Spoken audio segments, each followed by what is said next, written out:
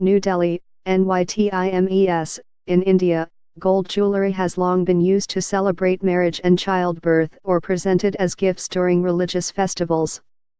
Ornate bridal pieces still are popular in the northern part of the country, while pieces in 22-karat yellow gold are favored in the south. But change is in the air, partly as a result of shifting societal norms and the expansion of women's roles in the workplace, as well as the rising price of gold here and recent changes in the consumer tax on luxuries.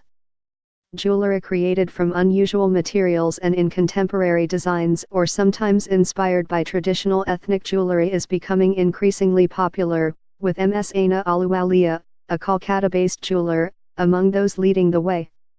A few decades ago, the primary jewelry buyer used to be the man, whether father or husband, Ms. Ahluwalia said. Whereas now, especially in the non-gold market, it's mostly women buying jewelry for themselves, without waiting for an occasion, purely for their own joy and satisfaction.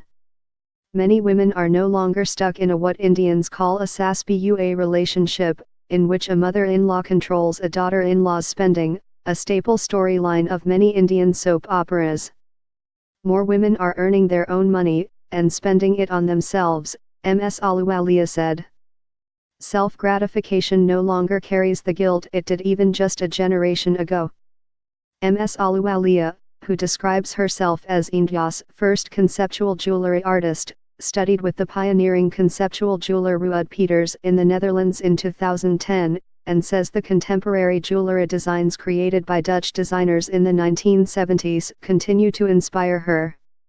In 2003, when I began making jewelry, I found the customers very excited and enthusiastic about finding jewelry that looked so different than what they were used to, she said. But when a collection using concrete did not sell well, she began to work with gold-plated silver cut into elaborate fretwork designs.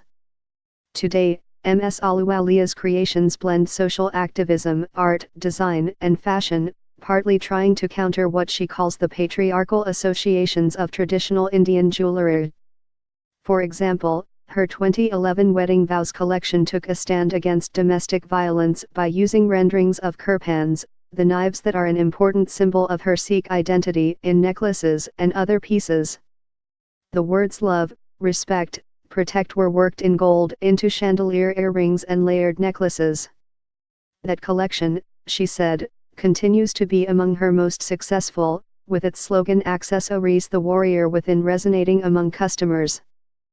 Like recent industry trends among Western jewelers, Ms. Ahluwalia said her designs were inspired by traditional and personal narratives, like her wordsmith collection that displayed the names for God in Urdu, Arabic, and Hindi.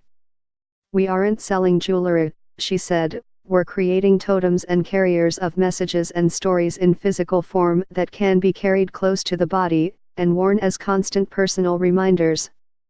Ms. Ahluwalia's prices start at about $80 $108, for a pair of shell-shaped earrings and rise to about $400 for elaborate pieces.